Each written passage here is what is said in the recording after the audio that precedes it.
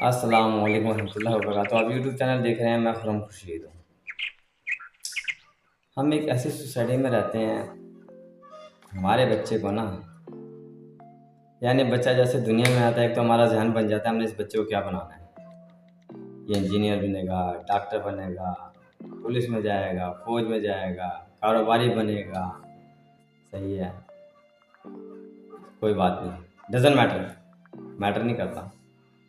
अच्छा, हम उस बच्चे को स्कूल में डालते हैं उसको पढ़ाना शुरू करते हैं, आहिस्ता आहिस्ता उसकी ब्रेन वॉशिंग शुरू करते हैं कि बेटा आपने ये बनना है, बेटा आप पढ़ोगे लिखोगे नहीं तो नाकाम हो जाओगे, बेटा पढ़ोगे लिखोगे नहीं तो सारी ज़िंदगी में मजदूरी करते फिरोगे।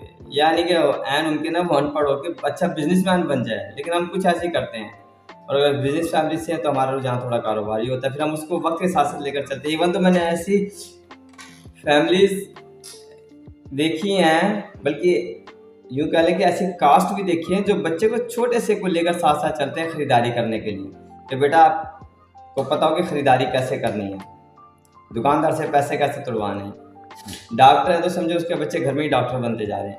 वक्त के साथ साथ ना ट्रेनिंग हो रही है, जैसे जैसे बच्चा ग्रो हो रहा है उसकी ट्रेनिंग होती जा रही है। वकील का बच्चा सात सात ट्रेनिंग ले रहा है, अच्छी बात है, बुरी बात नहीं। अभी इस बच्चे ने या इस बच्ची ने ज़्यादा मैं कहूँगा बेटी के बारे में, कल जाके शादी करनी है। हम इस बच्चे को ये ट्रेनिंग नहीं दे रहे हैं कि बेटा आपकी कल जाके शादी होनी है, आपने वो ज़िंदगी कैसे गुजारनी है, कितने तहम्मुल मिजाजी से गुजारनी है। बेटा अगर आप बेटा है तो बेटा आपने गुस्से में नहीं आना, आपने अपनी बीवी की ज़रा सी बात को बहुत बड़ा इशू नहीं बनाना। आपने मैनेज करना है, बर्दाश्त करना है, जहाँ तक हो सके दरगुजर कीजिएगा, इग्नोर कीजिएगा। सही है ना।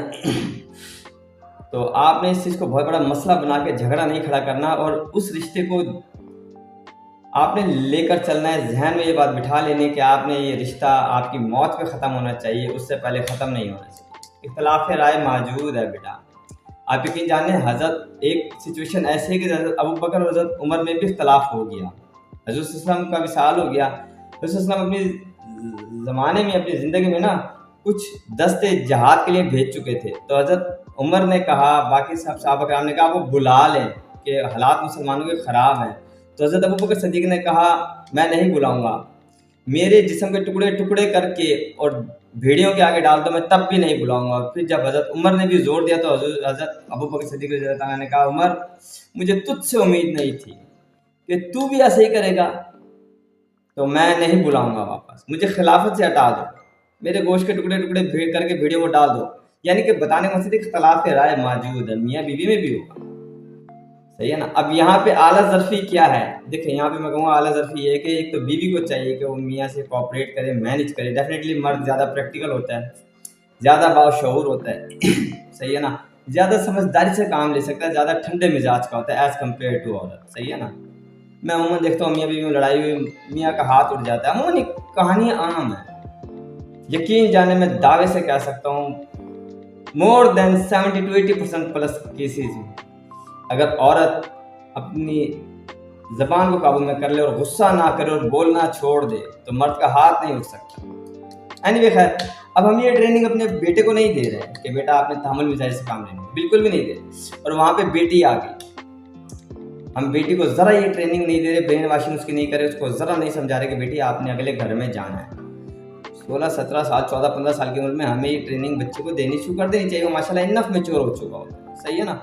कि बेटी आपने शादी करके अपना घर छोड़ के दूसरे घर में जाकर रहना है, जहाँ पे समझें आपके लिए सब आपसे खिलाफ करेंगे, क्योंकि आप यहाँ से जाओ कि आप ये तरीकाकार इख्तियार करोगी उनका अपना तरीकाकार होगा। अब आपने उनके माहौल में जाके अपने आप को ढालना है और आपने उनके हिसाब से चलना है। जो खाना पकाने का अंदाज़ है वो आपने उनका अपनाना है।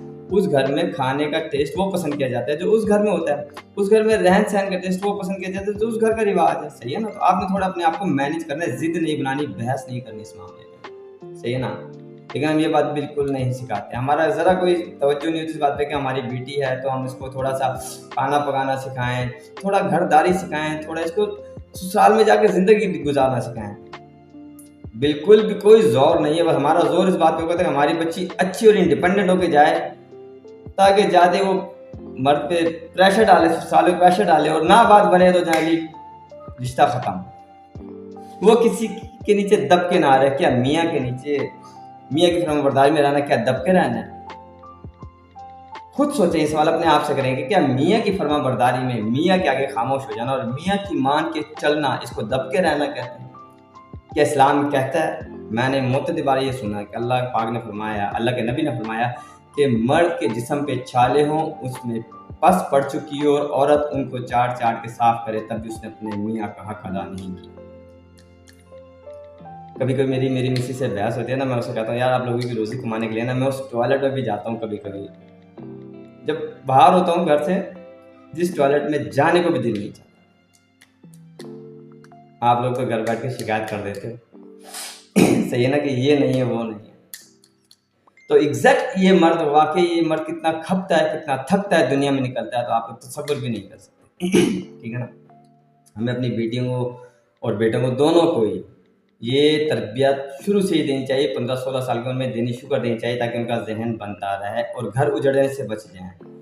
याद रखें, घर का उजड़ जाना डाइवोर्स से कोई छोटी बात नहीं है।